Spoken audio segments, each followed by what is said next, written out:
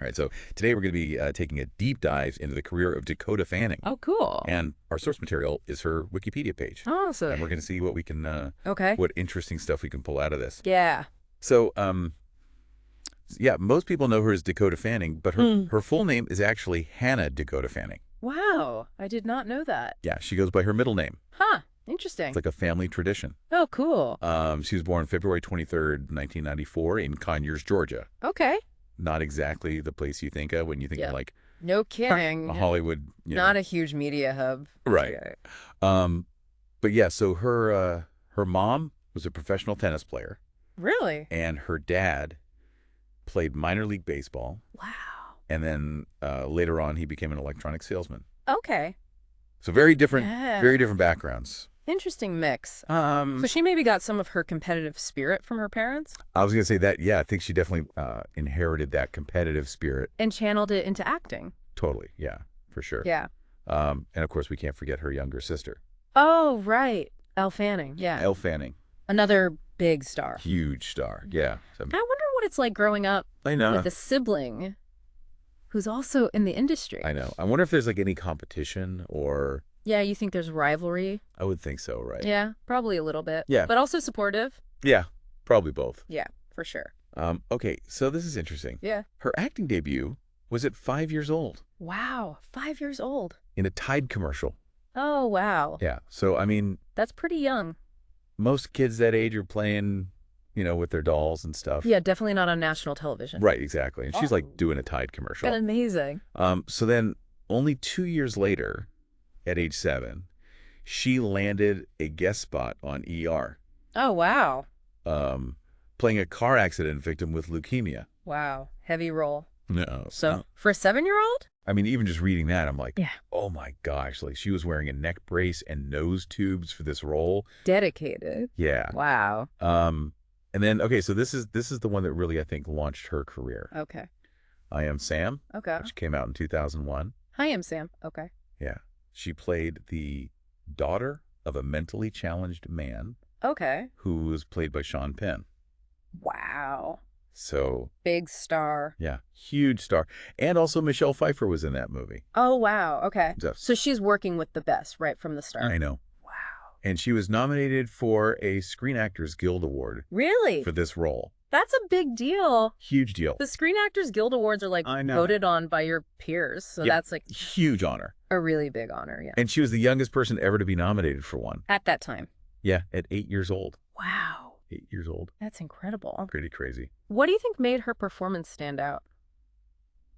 Well, I think she was able to capture the the Yeah. innocence of a child and the love for her father, Mm-hmm. but also deal with like the complexities Right. of, her situation. Yeah. And she did it in such a genuine way. Yeah. She seems like a natural. Yeah. Yeah. I'm curious to know what kind of challenges she might have faced Yeah. at such a young age. Taking on such a demanding role. Yeah, like how do you even Yeah. navigate that? I would imagine she needed a lot of support Yeah, from her family and the crew to Mhm. make sure she was okay. right. Yeah. So then she went on to star in Taken, Okay. which was a sci-fi miniseries directed by Steven Spielberg. Oh, wow. Yeah. Spielberg already. Yeah. Wow. So That must have been an incredible experience. I know, and I wonder if Yeah. working with him at such a young age Yeah. kind of, shaped her. Shaped her as an actress. Yeah. Yeah. And then the same year she was in Sweet Home Alabama. Oh, yeah. I love that movie. Yeah, me too. Classic. And she played the younger version of Reese Witherspoon. Oh, that's right. Yeah. Very so cute. I know. So she's already working with Yeah, she's working with like all these huge names. I know, it's incredible. Yeah, amazing. Okay, so 2003 she starred in the comedy Uptown Girls Okay, I remember that one. with Brittany Murphy. Yeah, that was a good one. So good. Yeah. Oh, And then, it's so sad what happened to Brittany Murphy. I know, So young. way too young. Yeah. And then that same year, she was in The Cat in the Hat Oh, wow. with Mike Myers. Yeah. And she also did the voice acting. That's right. I forgot she did voice acting too. I know, she did a lot of voice acting. Yeah. She voiced Satsuki in the English dubbed version of the Japanese animated classic My Neighbor Totoro. Really? Yeah, along with her sister Elle, who voiced May. Oh, wow. Yeah, So they worked together on that one. they did. Yeah. That's cool. I know, it's really sweet. Uh, Um, Okay, so 2004 was a big year for her. She starred in the action thriller Man on Fire Okay. with Denzel Washington. Wow. Another huge name. I know. Wow. And she played a young girl who wins over the heart of a retired mercenary. Oh, that sounds intense. I know, it was a really good movie, Yeah, but yeah, okay. definitely intense. Yeah. She also made a guest appearance on Friends that year. Oh, wow. Friends. Yeah. That's awesome. She played the little girl who lived in the house that Monica and Chandler bought. Oh, that's right. Yeah. I remember that episode. Yeah, it was a good one. Yeah. So yeah, she was just doing... Keeping busy. I know, it's crazy. She was like 11 years old at this point, and But already working with all these, like, A-listers. I know. And just doing all these different types of roles. Yeah. Like, So impressive. it's amazing. Yeah. I wonder what it's like to I know. have that kind of a childhood. Like, Mhm. most kids are playing, Right. you know, and going to school, and she's, like, on Right. set with Denzel Washington. Right? It's wild. Yeah. Okay, so then in 2005, Okay. she starred in Hide and Seek, Hide and seek. Okay. which was a psychological thriller Okay. with Robert De Niro. Wow, another legend. I know. Wow.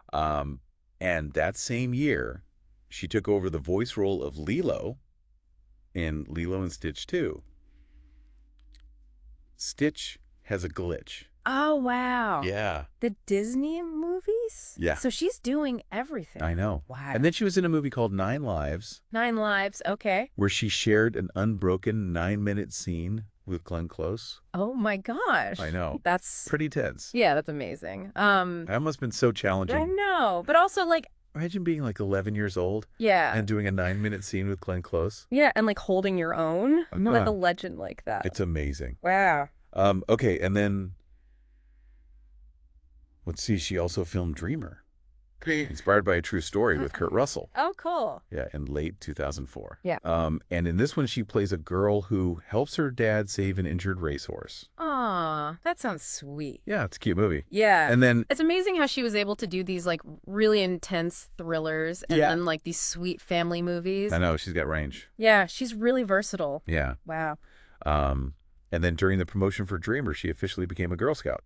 Oh, that's cute. Yeah. That's fun. And she had a special screening of the film for her fellow Girl Scouts. That's awesome. Yeah. So she was giving back even then. Yeah, that's really sweet. Yeah.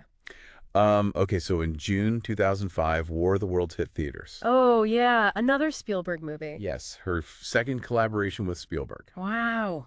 And in this one, she starred alongside Tom Cruise. Wow. She's working with everyone. I know, right? It's amazing. They're facing down alien invasions. Yeah. It's a great movie. I bet. And then, But she was only 11 at this point. yeah, It's crazy. crazy. Yeah. Spielberg was reportedly very impressed with her ability to understand and react to complex scenes. Really? Yeah, he Hmm. said that she That's impressive. had a very, Yeah. like a strong sense of, Maturity. yeah, maturity and understanding of what was going on. Wow. Um, I bet that was a really cool set to be on. oh, I'm With all sure. those special effects. Right. Yeah. And then in December 2006, Charlotte's Web premiered. Ah, Charlotte's Web. Yes, and she voiced the titular character in this one. Oh, that's right. Yeah. I love that movie. Such a good movie. Classic. But then her role in Hound Dog, which came out in 2007, Okay. sparked some controversy. Oh, really? Yeah, Why is that? because of its difficult subject matter. Oh, okay. Yeah, that's tough Yeah. when you're dealing with the Yeah. wrong actress. Right. Yeah. But despite the controversy, Hound Dog did showcase her dramatic range, Okay. and critics continued to praise her acting abilities. And then at 12 years old, Shlomo. she became the youngest member ever invited to join the Academy of Motion Picture Arts and Sciences. Wow. Yeah, so that, The Oscars. yeah, Wow. pretty big deal. So they recognized her talent, Yeah. even at that age. Yeah. That's amazing. And then also that same year, Forbes magazine ranked her 4th on their list of top earning stars aged under 21 Wow. with an estimated income of $4 million. Wow. Pretty crazy. Yeah, that's a lot of money for a 12-year-old. I know. Wow. So yeah, she's already making a huge impact in Hollywood, Yeah. both artistically and commercially. Yeah, absolutely. In the spring of 2007, she filmed Fragments, Winged Creatures, Okay. alongside Kate Beckinsale and Forrest Whitaker. Oh, wow. Yeah. So she's still working with these amazing actors? I know. And Yeah. in this one, she plays a girl who witnesses her father's murder.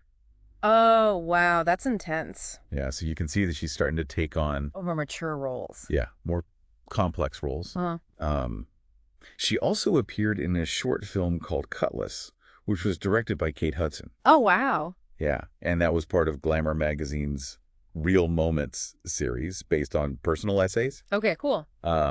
And then from September to the end of that year, she filmed Push, which is a sci-fi thriller about a group of young Americans with psychic abilities. Oh, cool. Yeah, she played Cassie Holmes, a 13-year-old psychic. Oh, wow. Yeah, She likes sci-fi. she does. Yeah. So yeah, we've covered a lot of ground already. Yeah, we have. It's incredible to think that she did all of this Yeah. before the age of 14. It's mind-blowing. It's amazing. Yeah. So what stands out to you the most about this first chapter of her career?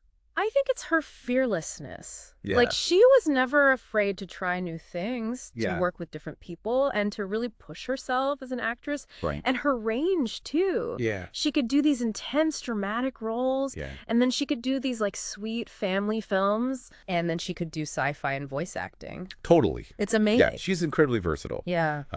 And she was clearly very dedicated to her craft Yeah. from a very young age. You can tell. Yeah. Yeah.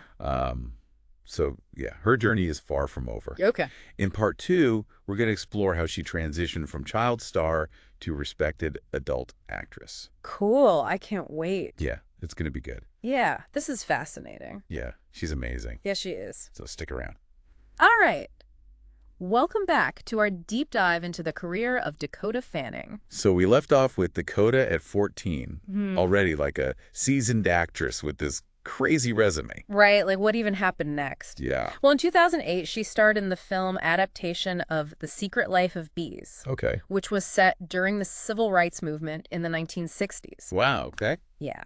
She played Lily Owens, a young girl escaping a troubled home life, Oh, wow. who finds solace with a group of beekeeping sisters Oh, that sounds in South Carolina. interesting. Like Yeah. a coming-of-age story. Yeah. Yeah, definitely. And it allowed her to, explore some complex themes related to race, family, and identity. Yeah, definitely a big step away from some of those earlier roles. Right, exactly.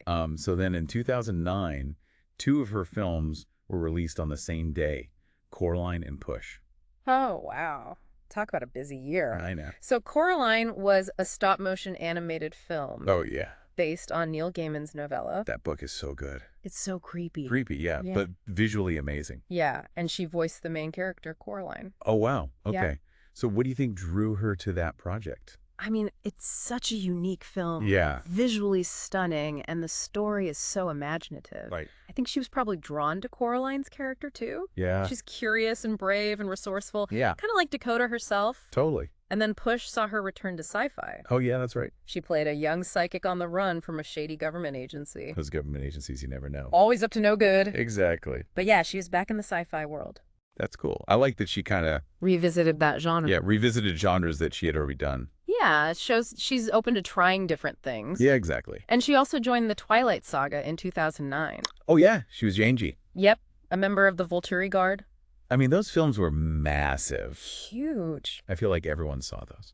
Yeah, they were a global phenomenon for sure. Definitely. And she brought a real intensity to that role. Yeah, she was really good. Her character was so creepy. Yeah. With those powers. Yeah, and those eyes. Yeah, it was unsettling, but so cool.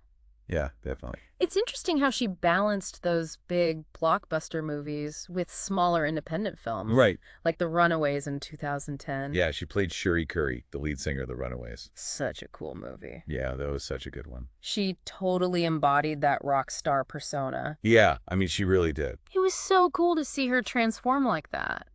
What do you think she brought to the role? I think it was her fearlessness Yeah. and her vulnerability. She wasn't afraid to show the raw energy and the emotional turmoil Yeah, I could see that. of, a young woman dealing with fame and personal struggles. There, for sure. It's like she was making these deliberate choices about the roles she took on. Right. Like she wanted to explore different sides of herself as an actress. Yeah. Push her boundaries. Exactly. And she continued to lend her voice to projects like in 2011, she narrated Rise. Rise. Yeah, it's a documentary about the 1961 plane crash that killed the entire U.S. figure skating team. Oh, wow. That's tragic. It is, yeah, it's a really sad story. Yeah. But it's a really well-made documentary. And her narration must have added a lot of emotion to it. It does, yeah. Her voice has this quality that just draws you in. Yeah. Then there's the Marc Jacobs Oh Lola perfume campaign in 2011. Okay. But this one actually caused some controversy. Really? Why is that? Yeah, people thought the ad was too provocative for someone her age. Oh, okay. Yeah, and it ended up being banned in the UK. Wow. Yeah, it definitely brought up those questions about the sexualization of young actresses. Right. And the responsibility of brands to portray them appropriately. Yeah. It's a tough issue. It is for sure. Especially when you're dealing with someone so young. Right. And it's a conversation that's still happening today. Totally. About, how we portray women in the media. Exactly. And the impact that has. Yeah. So in 2012, she starred in Now is Good, playing a terminally ill teenager. Oh, wow. Who creates a bucket list of things she wants to do before she dies. Oh, that's heavy. It is. Yeah. It's a really powerful film. Yeah. About living life to the fullest and... Yeah, making the most of your time. Exactly, yeah. It seems like she's drawn to these roles that are emotionally challenging. Yeah, she's not afraid to go there. No, she's definitely not afraid to explore those darker emotions. Yeah, and that same year she was in Night Moves. Okay. And she played like a wealthy eco-terrorist. Wow, okay. Who plots to blow up a hydroelectric dam. Yeah, very different. Definitely different. From her previous roles. Yeah. And then in 2014, she starred in Effie Gray. Okay. A period drama, co-starring and written by Emma Thompson. Wow. Okay. Yeah, it's a really beautiful film. Yeah. That explores love and societal expectations and female agency. Cool. So it sounds like a really powerful story. It is. Yeah, and she plays the title character. Okay. Effie Gray, this young woman who's trapped in a loveless marriage. Oh, wow. With the art critic John Ruskin. So it's a period piece, too. It is, yeah. It's set in the 1800s. Wow. So, yeah, it's visually stunning. The costumes are incredible. And yeah, it's a really moving story. Sounds like it. Then in 2015, she was in Every Secret Thing. Okay. A mystery thriller. Oh, cool. And she plays a young woman who's suspected of being involved in a child's disappearance. Oh, wow. So it's like a suspenseful. Yeah, very suspenseful. Okay. And she's got secrets. Oh, that's cool. That's a good one. Yeah. And then later that year, she started filming Brimstone. Brimstone? Yeah, it's a Western thriller set in the 19th century. Okay. With Guy Pearce and Kit Harington. Wow. Okay. So, yeah, she's back in a period piece. Yeah. And it's pretty intense. Okay. So she was really branching out, taking on all these different genres. Totally. That's cool. And then in 2016, she was cast as Esther Greenwood. Okay. In an adaptation of Sylvia Plath's novel, The Bell Jar. Oh, wow. The Bell Jar. Yeah. That would have been amazing to see her. I know. That's such a complex character. Yeah. But I don't think that movie ever got made. It seems like it's kind of stuck. Oh, that's too bad. I know, in development limbo. Yeah, that happens sometimes, unfortunately. Yeah. But she didn't let that stop her. No, not at all. She was in Zygo in 2017. Zygo? Yeah, a sci-fi horror short film. Okay. Directed by Neil Blomkamp. Oh, cool. You know him from District 9 and Elysium? Oh, yeah, those are good. Yeah, he does really interesting work. Yeah, that was actually part of his experimental series, released through his own company, Oats Studios. Oh, cool. So he was doing something different, too. Yeah, totally. That's awesome. Yeah, it was a visually really cool and kind of disturbing film. Okay. But it was good. Yeah. And then in 2018, she was in Ocean's 8. Oh, yeah, the all-female heist movie? Yeah. That was fun. It was fun, yeah. She had a small role, but she was great in it. Yeah, it was a cool cast. Yeah, totally. And then also that same year, she got a lead role in TNT's The Alienist. Okay. Which is a historical crime drama series set in the 19th century. Cool. Yeah, she plays Sarah Howard. Right. Who's working in law enforcement in New York City. So she's like a detective. Yeah, kind of. Cool. Yeah, and it was a big hit. Really? Yeah, both critically and commercially. Oh, wow. So people loved it. They did. Yes, awesome. Yeah, and she was really good in it. Yeah. And then in 2019, she played Squeaky Fromm. Squeaky Fromm. Yeah, in Quentin Tarantino's Once Upon a Time in Hollywood. Oh, wow. Okay. Yeah. Another period piece for her. Yeah. That's cool. She was a member of the Manson family. Oh, wow. Okay. Yeah. So another intense role. It was a small role. Yeah. But she was really good in it. Yeah, she always is. Yeah, it was a great film. Yeah, I love Tarantino movies. Me too. He's so creative. Yeah, so we can see that Dakota's career has really evolved. Yeah, she's come a long way. In exciting ways. From child star to respected adult actress. And through it all, she's maintained a sense of purpose and integrity. Yeah, she seems very grounded. Yeah. All right, so we've talked a lot about Dakota's career. Yeah, she's done so much. So much. It's amazing. But what about her life outside of acting? Well, she's not just talented, she's also dedicated to her education. No. In 2011, she graduated from Campbell Hall School Okay. in Studio City, California. Right. And get this, she was a varsity cheerleader. What a cheerleader. Yeah, can you imagine? I would never have pictured her as a cheerleader. That's so interesting. Yeah, it's cool that she had these typical high school experiences. Yeah, cool. Even with her busy acting career. Yeah, for sure. And she is voted homecoming queen. I know, not once, but twice. Homecoming queen twice. Yeah, she was popular. That's amazing. It seems like she was able to balance everything really well. Yeah. Like, she had her career, but she also had a normal school life. Right. Which is so important. Totally. And then after high school, she went to NYU. Yeah, New York University. From 2011 to 2014. Yep. And she went to the Gallatin School of Individualized Study. That's a cool program. Yeah, it's pretty unique. It is. They let students design their own majors. Oh, wow. Yeah, it's very flexible and interdisciplinary. So what did she end up focusing on? She majored in women's studies. Really? Yeah, with a focus on the portrayal of women in film and culture. That's fascinating. Yeah, it makes you wonder if her experiences in Hollywood influenced that choice. Right, because she started working so young. Yeah, and she dealt with some pretty mature themes. Yeah, maybe that sparked her interest in those issues. Yeah, it's possible. It's really cool that she was so dedicated to her education. It is, yeah, and that she's using her platform to advocate for important causes. Right. It's more than just being a successful actress. Yeah, she's using her voice to make a difference. Exactly. And that's inspiring.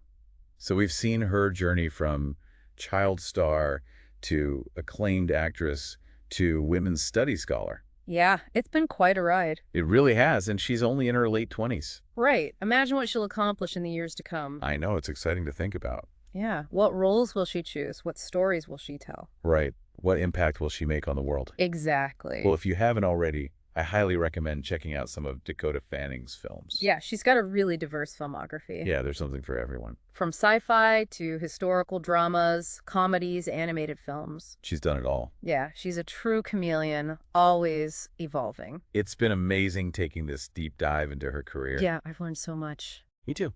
And hopefully our listeners have too. Yeah. That's it for this episode of The Deep Dive. Thanks for listening.